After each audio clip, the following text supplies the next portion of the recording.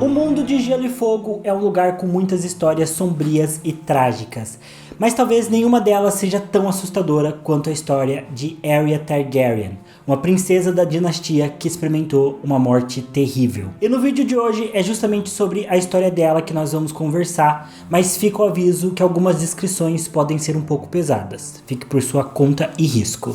Eu sou o Tega Magaldi e vem comigo. Arya Targaryen foi uma princesa que nasceu em um período complicado da dinastia lá em 42 depois da conquista. Nessa época, a Fé dos Sete estava em rebelião aberta contra a dinastia Targaryen, tanto que os pais de Arya, os príncipes Aegon e Rhaena, estavam em Rochedo Casterly, se escondendo dos pobres companheiros, que era uma das ramificações militares da Fé dos Sete. Essa rebelião aconteceu porque a Fé dos Sete não concordava que os filhos do rei Aenys casassem entre si, acreditando que isso seria uma espécie de abominação, algo incestuoso e proibido pela fé. É claro que é bastante irônico e até hipócrita que a fé havia aceitado que o Aegon, o Conquistador, tivesse suas duas irmãs como esposas, mas que condenasse o Aenys e os seus filhos por praticar esse mesmo ato. A justificativa da fé, porém, era que o Aegon já estava casado quando ele iniciou a conquista, então foi mais aceitável, já que a fé não poderia dissolver o casamento dele. Mas o Alto Septão insistia que essa tradição Targaryen valeriana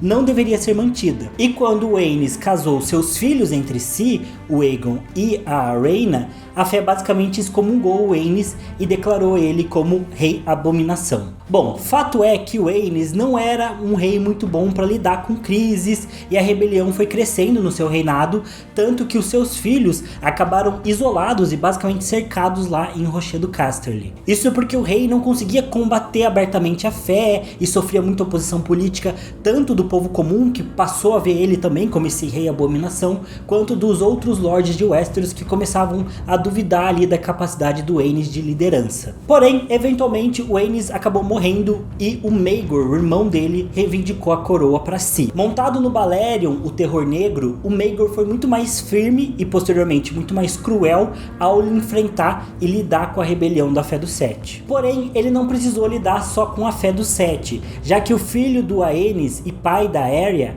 o príncipe Aegon, que era o legítimo herdeiro ali do Trono de Ferro, também resolveu reclamar o seu direito como rei e lutar pela coroa contra o tio. Porém, as coisas não acabaram bem pro Aegon, já que o Maegor e o Balerion massacraram o sobrinho e o seu dragão numa batalha no Olho de Deus. E isso consolidou a posição do Maegor como rei, embora ele ainda precisasse lidar com a rebelião da Fé dos Sete nos próximos anos do seu reinado. Com a morte brutal do Aegon e com o Maegor usurpando o Trono de Ferro, a Rhaena, a viúva de Aegon, fugiu com as suas duas filhas, a Arya e a Rhaella, para se esconder do Maegor. O que eventualmente deu errado, já que o Maegor acabou encontrando a família e obrigou a Rhaena a se casar com ele também. Se eu não me engano, no total o Maegor teve 6 esposas e a Rhaena foi uma das que foi obrigada a se casar com ele. Inclusive, o Maegor usou as filhas dela, como reféns basicamente para obrigar a mulher a se casar com ele. Ou seja, recapitulando as coisas até aqui, logo nos seus primeiros anos de vida, a Arya precisou conviver com uma Westeros marcada por guerras e conflitos muito sangrentos. Ela viu o Maegor matar o seu pai e roubar o trono para si, e depois viu a mãe ser capturada para se casar justamente com o assassino do seu marido. Ou seja, uma situação já bem traumática. Porém, as coisas iriam só piorar para a garota. Em 47 depois da conquista, quando a Arya tinha entre 5 e 6 anos, o Maegor acabou morrendo e o reino já estava num processo de apoiar o tio da Arya, o príncipe Jaehaerys, como sucessor ao Trono de Ferro. Porém, também havia uma certa polêmica em relação à sucessão do trono nessa época. Isso porque a Arya era a herdeira do príncipe Aegon, então ela teria preferência para assumir o trono no lugar do Jaehaerys, para herdar, Westeros. Ou pelo menos seria isso que aconteceria se ela fosse homem. E além disso, depois de se casar com a sua mãe, mesmo que forçado, o rei Maegor também tinha feito da Arya a sua herdeira até que ele próprio tivesse um filho homem, o que não aconteceu. Por todo esse contexto, muitos lords apoiaram que a Arya deveria assumir o Trono de Ferro em lugar do Jaehaerys. mas ela era muito nova na época, ela tinha uma personalidade muito tímida e também muitos outros lords gostavam bastante e apoiavam o Jaehaerys, que tinha toda a pinta de ser um rei. Ele tinha toda aquela coisa que Rhaegar Targaryen tinha também, de ser um bom prospecto de príncipe para se tornar rei. Então muita gente apoiava e já gostava bastante dele. E ele era homem também, o que fazia bastante diferença em Westeros. Na vida e tudo mais. Por isso, nem mesmo a mãe de Arya tomou o lado dela na reivindicação ao Trono de Ferro e o Jaehaerys acabou sendo coroado rei. Provavelmente, essa foi a melhor decisão considerando o reino como um todo, já que o Jaehaerys foi um ótimo rei e o seu reinado foi bem longo e bem próspero, especialmente considerando os reinados anteriores. Mas talvez ele seja aí, se não foi o melhor, talvez um dos 3 melhores reis de Westeros. Porém, depois da coroação do Jaehaerys, é dito que a Arya mudou bastante de personalidade. Ela passou a ser uma pessoa cada vez mais ousada e aguçada, é assim que descrevem ela no livro. E apesar de Westeros ter vivido um reinado de paz com o Jaehaerys, não demorou para ter mais uma rebelião iminente, porque as intrigas continuavam durante toda a história dos 7 reinos. E no ano de 50 depois da conquista, o Lord Rhaegar Baratheon, que era na verdade a mão do rei, tentou deslegitimizar o Jaehaerys mais uma vez para trazer a coroa para Arya. Isso porque eles tiveram ali uma pequena briga de família, por assim dizer, uma intriga pessoal que eu vou explicar. Isso porque depois de todo o conflito e problema que o reino tinha passado em relação ao Maegor e o Rhaenys e toda essa questão dos casamentos incestuosos, o Rhaegar Baratheon, que era a mão do rei, se recusava em aceitar o casamento do Jaehaerys com a sua irmã, a princesa Lysane. E na posição de mão do rei e regente do reino, o Rhaegar tentou diversas formas de desfazer o casamento dos dois, que se casaram escondidos, até que ele próprio fosse despedido do cargo de mão do rei pela sua própria esposa, a rainha regente Alyssa, que era mãe do Jaehaerys e que também dividia ali a regência do reino durante a juventude do Jaehaerys junto com o Rhaegar Baratheon. Ou seja, uma bagunça total mesmo e um problema de família ali. O Jaehaerys duvidava um pouco do Rhaegar, o Rhaegar parece que queria um pouco mais de influência e poder. Enfim, foi um caos. No final, acabou que as coisas não saíram tão ruins pro Rhaegar, ele eventualmente foi perdoado, mas houve essa tentativa do Rhaegar Baratheon de não aceitar mais o Jaehaerys como potencial rei, mesmo que ele já estava basicamente coroado, né? Mas ele ainda era menor de idade, então teve essa tentativa de não aceitar ele como rei e de mais uma vez colocar a Aerya Targaryen como rainha no lugar de Jaehaerys. E durante todo esse contexto, para evitar que os homens do Rhaegar Baratheon proclamassem a Aerya rainha dos 7 reinos, o que criaria provavelmente uma dança dos dragões precoce, a Aerya foi confinada no Portão do Rei, que é uma das fortalezas lá da muralha de Porto Real. Então ela foi confinada a viver lá, protegida, para que ninguém declarasse ela como rainha. E apesar dela estar numa situação quase de ser uma refém ali em Porto Real, esses foram os anos mais felizes da vida dela. Isso porque lá no Portão do Rei ela teve amigos, ela tinha companhia, ela vivia, querendo ou não, em Porto Real, que era uma cidade movimentada, na qual as coisas aconteciam, e até que o Jaehaerys tivesse um herdeiro, a Arya era basicamente a sucessora dele. Ela seria a herdeira do trono até que o Jaehaerys tivesse algum filho. Porém, em 51 depois da conquista, tudo começou a mudar. A Rhaena Targaryen, mãe da Arya, visitou a corte do Jaehaerys para a festa de casamento dele com a Lysane, e depois da cerimônia ela exigiu que Pedra do Dragão fosse dada a ela e também que a filha pudesse retornar a conviver com a Rhaena. Isso porque as duas não conviviam juntas desde a coroação do Jaehaerys, já que a Arya estava ali confinada em Porto Real. E acaba que o Jaehaerys concorda com essas duas solicitações da Rhaena e ela e a filha, a Arya, vão morar em Pedra do Dragão a partir de então. Essa mudança trouxe o fim da felicidade para Arya. Afinal, ela detestava a Pedra do Dragão, não tinha bom relacionamento com a sua mãe, que ela conhecia muito pouco, e havia deixado todos os seus amigos em Porto Real. Além disso, Pedra do Dragão também era um lugar bem menos vivo, muito cinzento, e não tinha quase ninguém da idade dela, então ela ficava bem solitária. A única amiga que a Arya tinha lá em Pedra do Dragão era a Elisa Farman, uma personagem muito curiosa da história das Crônicas de Gelo e Fogo e sobre quem a gente vai falar mais em outro vídeo. Mas aqui dá pra dizer que a Elisa era uma aventureira e que falava muito sobre navegar pelo mar aberto ocidental e viver várias aventuras, sendo que todo esse papo acabava seduzindo muito a Arya, que queria que a Elisa eventualmente levasse ela junto nas suas aventuras. Isso acabou nunca acontecendo e com o tempo, os únicos amigos verdadeiros que a Arya passou a ter lá em Pedra do Dragão foram os dragões que viviam por lá. Ela se dava bem com os animais e sonhava em um dia reivindicar um dragão e poder fugir da ilha montada num deles.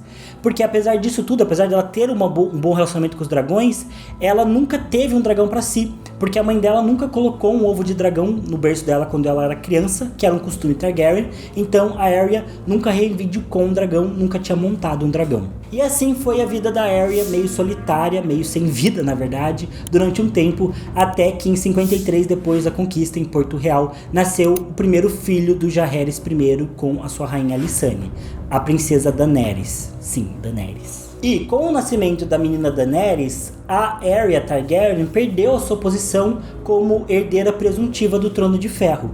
E isso irritou bastante ela, com a sua personalidade se tornando mais desafiadora e cada vez mais mal comportada e até mesmo selvagem. É difícil entender por que o nascimento da Daenerys irritou tanto a Arya, já que era presumível que cedo ou tarde o rei Jaehaerys teria algum filho. Ao meu ver, parece que a Arya entendia que a sua vida sempre tinha sido marcada por ela ser uma espécie de peça de reposição no jogo político e no jogo de interesse dos outros, das outras pessoas, sem que ela nunca tivesse um protagonismo verdadeiro. Ela sempre foi jogada de um lado para o outro o tempo todo, e quando a princesa Daenerys nasceu, a última esperança da Arya de ter algum papel importante na história da família, na história do reino, ou mesmo a última chance dela de ter algum reconhecimento verdadeiro, acabou morrendo. E foi por isso que ela ficou tão incomodada. Eu não sei se ficou claro aqui, mas essa Daenerys que nasceu filha do Jaehaerys não é a nossa Daenerys das Crônicas de Gelo e Fogo, tá?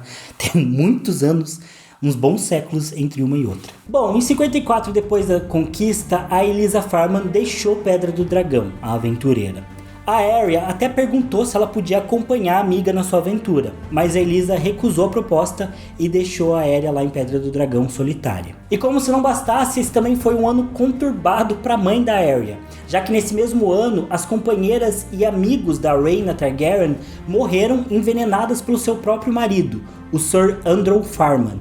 O que levou a rainha Alysanne a ir para a Pedra do Dragão para tentar entender os acontecimentos, consolar a irmã e botar um pouco de ordem na casa. Porém, nessa visita, a Arya acabou mostrando essa sua personalidade rebelde e um tanto amargurada. Ela afirmou para a rainha que simplesmente não se importava que as amigas da mãe tivessem sido mortas e também demonstrou muita insatisfação com o fato de não ser mais herdeira ao Trono de Ferro e também com o fato de ela não ter recebido um ovo de dragão quando ela era bebê. Ou seja, ela estava bem amargurada e bem insatisfeita e bem irritadiça. Todo esse comportamento da Arya em relação à rainha Alysanne acabou causando uma briga feia entre a Arya e a sua própria mãe, o que provavelmente também desencadeou um dos destinos mais trágicos para um Targaryen durante toda a história de Westeros. Isso porque a briga com a mãe foi a gota d'água para a Arya despirocar de vez e se rebelar. No final do ano de 54, ela desapareceu de Pedra do Dragão. E para surpresa de muitos, a Arya reivindicou ninguém menos, ninguém mais do que Balerion, o Terror Negro, como seu dragão. O Balerion nessa época estava vivendo em um covil lá em Pedra do Dragão após a morte do Maegor. E juntos, Cavaleira e seu dragão simplesmente desapareceram da face da terra. A mãe da Arya achava que a filha teria voado até Porto Real, talvez para começar o caos lá na cidade. Mas isso não aconteceu. Então, os lords em toda a Westeros foram avisados e os mestres ficavam atentos para qualquer sinal do aparecimento da Arya e do Balerion. Mas os dois haviam simplesmente desaparecido e ninguém tinha informação sobre eles. A Rhaena voou por toda a Westeros durante um ano, montada no seu dragão, o Dreamfire, à procura da filha, sem nunca encontrar nada. E o rei Jaehaerys supôs que provavelmente o Balerion havia matado a Arya no processo dessa montaria. Isso porque o Balerion era um dragão muito grande, muito poderoso, com apetite muito voraz, e a Arya nunca havia montado nenhum dragão. Ou seja, o rei achava que o Balerion tinha ficado bravo com a menina e tinha simplesmente matado ela e ido embora. Porém, o Septão Barf discordava do rei. Ele que ficava lá em Porto Real afirmou que os dragões nunca voavam a esmo, nunca eram errantes. E se o Balerion estivesse sem um cavaleiro, ele simplesmente teria voltado para casa, teria voltado para o covil dele em Pedra do Dragão. Os dragões não ficam vagando por aí sem destino, né? Por isso, o Septão acreditava que o Balerion e a Arya haviam voado para leste, o que de fato acabou se comprovando, até porque naquele ano de desaparecimento houveram relatos de incêndios em vilarejos da região das Terras Disputadas lá em Essos.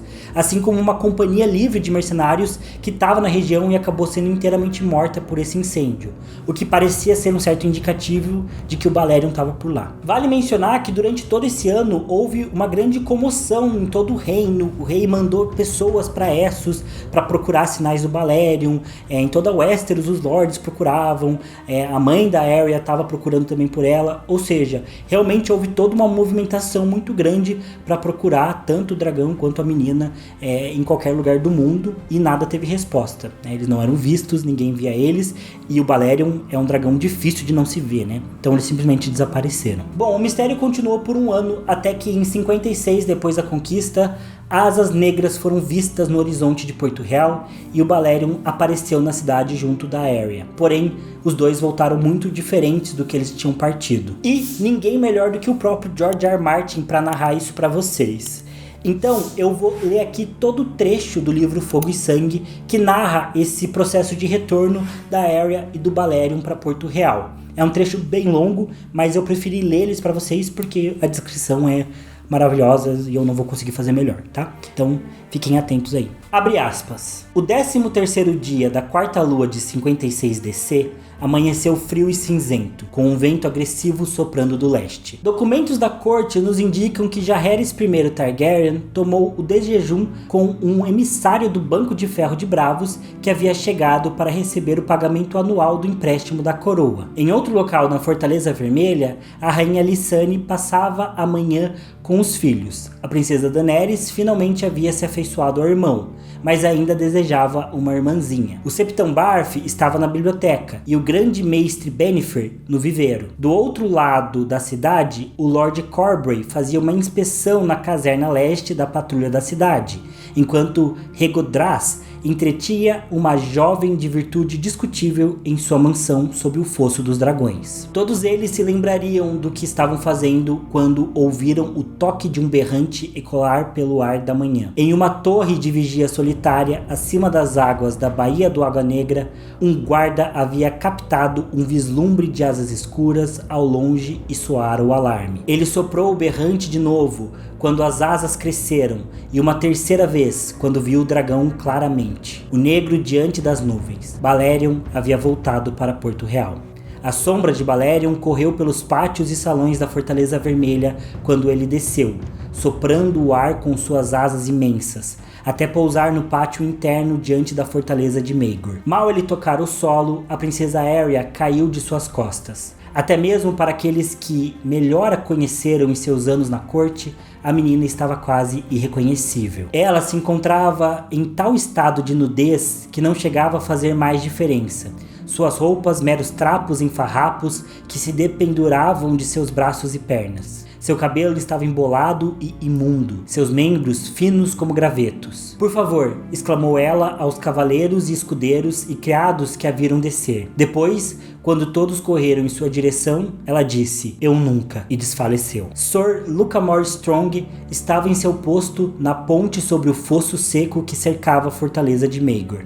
Afastando os outros curiosos, ele ergueu a princesa nos braços e a levou pelo castelo até o grande mestre Bennifer. Mais tarde, ele diria para qualquer um que quisesse escutar que a menina estava corada e ardendo de febre, a pele tão quente que ele conseguia sentir até mesmo pelas placas esmaltadas de sua armadura. O cavaleiro afirmou que ela tinha também sangue nos olhos e que havia alguma coisa dentro dela, alguma coisa que se mexia e a fazia tremer e se debater nos meus braços. O rei e a rainha foram chamados imediatamente. Mas, quando chegaram aos aposentos do mestre, Bennifer lhes negou a entrada. "Vocês não querem vê-la assim", explicou-lhes ele, "e seria uma irresponsabilidade de minha parte permitir que se aproximassem." Guardas foram posicionados na porta para impedir a entrada de criados também. Apenas o Septão Barf pôde entrar para ministrar os ritos finais.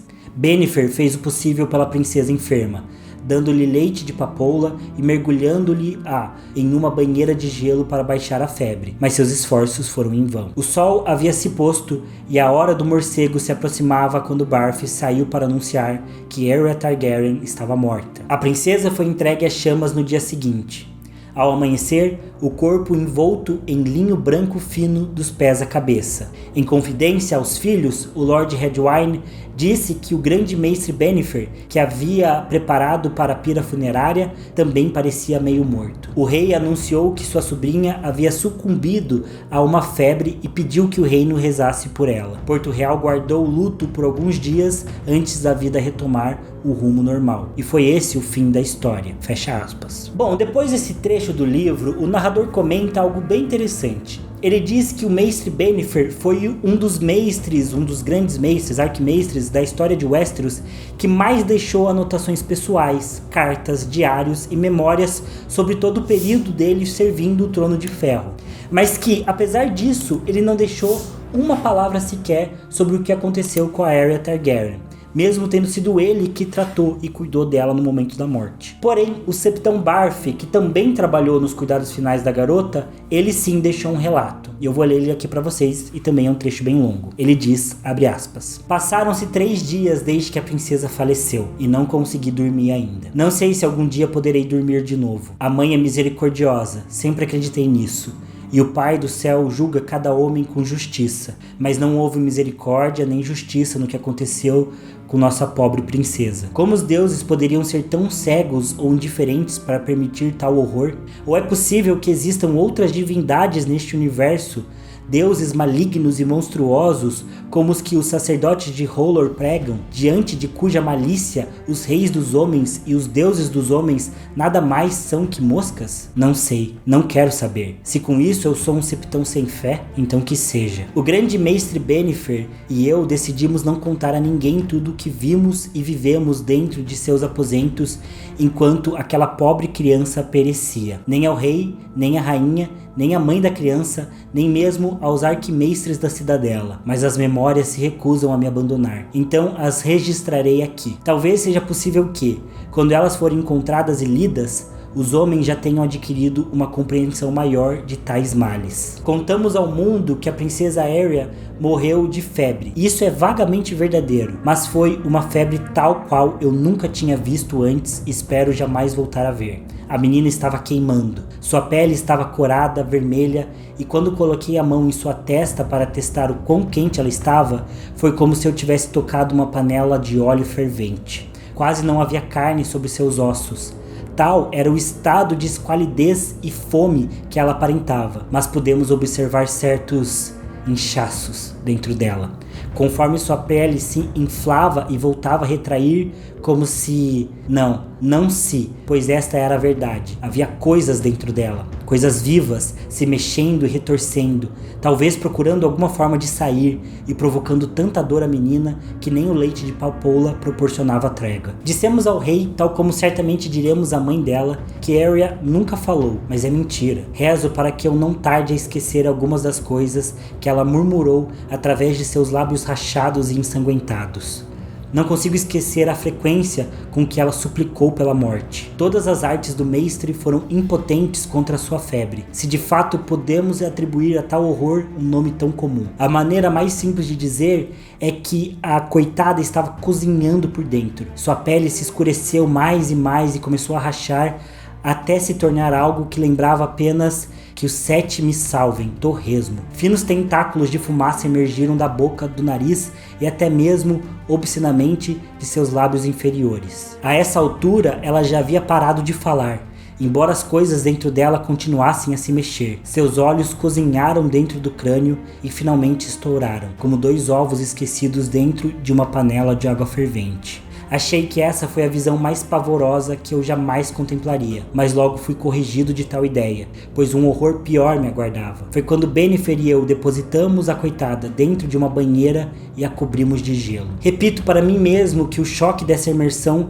parou seu coração imediatamente. Nesse caso, foi uma misericórdia, pois foi nesse momento que as coisas dentro dela saíram. As coisas... A mãe tenha misericórdia, não sei como falar delas. Eram minhocas com rosto, cobras com mãos, coisas retorcidas, viscosas, impronunciáveis, que pareciam se revolver e pulsar e revirar ao irromper da pele dela. Algumas eram menores que meu dedo mindinho, mas uma tinha no mínimo o tamanho do meu braço. Ah, o guerreiro me proteja, os sons que elas faziam, mas elas morreram. Preciso lembrar disso, me aferrar a isso. O que quer que tenham sido, eram criaturas de calor e fogo, e não, elas não apreciavam o gelo. Uma após a outra, elas se debateram e reviraram e morreram diante dos meus olhos, graças ao Sete. Não me aventurei a lhes dar nomes. Eram horrores. Fecha aspas. Bom, aqui finaliza a narrativa de Aeria Targaryen, ainda que a sua história deixe muitas perguntas.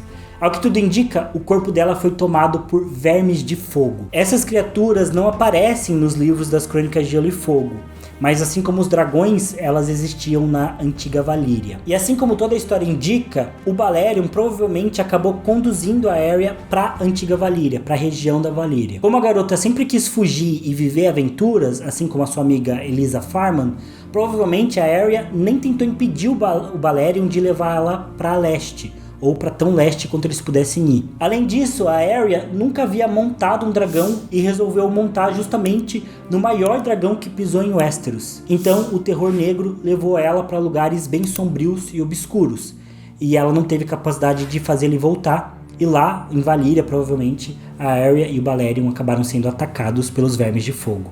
É dito na história que o Balerion também voltou machucado e com ferimentos. Então é provável que realmente os dois tenham sido atacados, talvez por um enxame de vermes de fogo. Porém, possivelmente essas criaturas não conseguiram botar ovos ou se hospedar dentro do dragão, apenas na Aeria, que provavelmente num último ato de desespero conseguiu montar o Balerion e fugir de lá e voltar para Porto Real. E foi assim que a garota simplesmente foi comida viva e cozinhada por dentro, agoniando até morrer. Um destino terrível, se não for a pior morte já narrada nas Crônicas de Gelo e Fogo. Porém, para mim, a maior pergunta que fica é: por que o George R. R. Martin criou essa narrativa para Aeria? Por que ele deu a ela esse destino tão terrível e deu tanta ênfase nessa personagem? Porque por mais que ela não tenha um protagonismo igual outras figuras Targaryens na história, a Aeria ganha muito destaque em diversos capítulos de Fogo e Sangue. Então assim, o que o Martin queria passar com essa história dela e com essa coisa dos vermes de fogo? Será que é uma pequena pista de que essas criaturas podem ter um papel importante nas Crônicas de Gelo e Fogo? Será que algum personagem vai viajar até o Mar Fumegante de Valíria,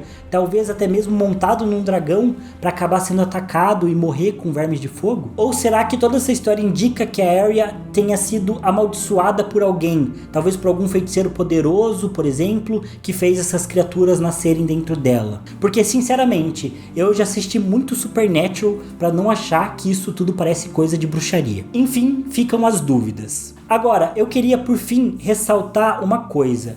Porque quando eu digo que a história da Aeria é uma das mais trágicas nas Crônicas de Gelo e Fogo, não é apenas por essa morte cruel, mas sim por toda a vida dessa garota. A história da Aeria foi marcada por ser uma pessoa que sempre foi deixada como uma segunda opção pelos outros, e parece também que ela sempre foi rapidamente descartada pelas pessoas. Na sua história, parece que ninguém realmente gostou dela, valorizou ela, ou deu mesmo um sinal claro de amor para ela. Diferente do que aconteceu com outros personagens Targaryens, até mesmo a irmã dela. Olhem, por exemplo, esses dois trechos do Fogo e Sangue, que pra mim refletem muito disso que eu tô falando. O primeiro é de quando a rainha Alysanne foi pra Pedra do Dragão, pouco antes da Aeria fugir. Lá tá escrito assim, abre aspas: o amor de Alysanne pela filha também provocou a raiva da princesa Aeria. Porque ela deveria ser rainha. Eu deveria ser rainha, não ela. Foi nessa hora que finalmente a Aeria caiu no choro e suplicou para que Alysanne a levasse para Porto Real. A senhorita Elisa disse que me levaria, mas foi embora e me esqueceu. Quero voltar para a corte, com os cantores e bobos e senhores e cavaleiros. Por favor, me leve com você. Fecha aspas. Aqui fica claro o quanto a Aeria era só uma garota que se sentia muito abandonada e meio perdida.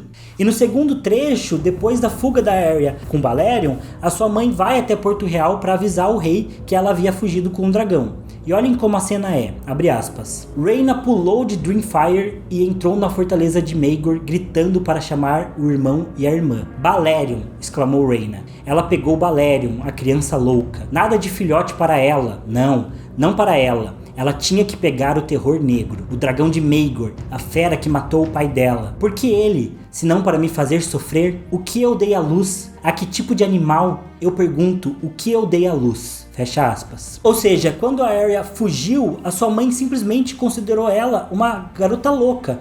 Não teve muita pena, não teve muita empatia, nenhuma preocupação sincera.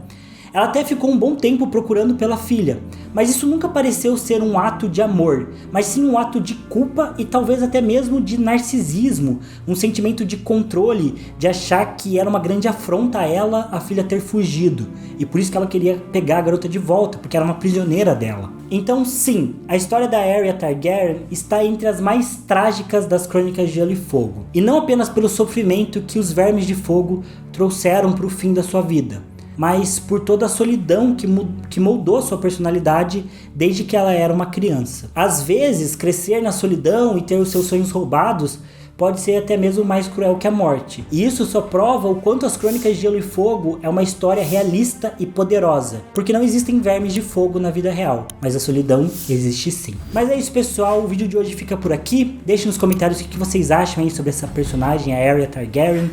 Se existe outro personagem que tem um final ou um destino tão trágico nas crônicas, e quais são as considerações e teorias de vocês sobre o que aconteceu com ela, sobre os Vermes de Fogo e por aí vai. Eu falei Arya Targaryen porque eu acho que é assim que se pronuncia, né, o nome dela, segundo aí os grandes peritos de Alto Valyriano que volta e meia aparecem no canal. Então eu falei assim, mas fale como você quiser e é isso. Mas é isso, pessoal, não se esqueça de deixar o like, se inscrever no canal se vocês não forem inscritos. Eu vejo vocês no próximo vídeo. Valeu, falou e até mais.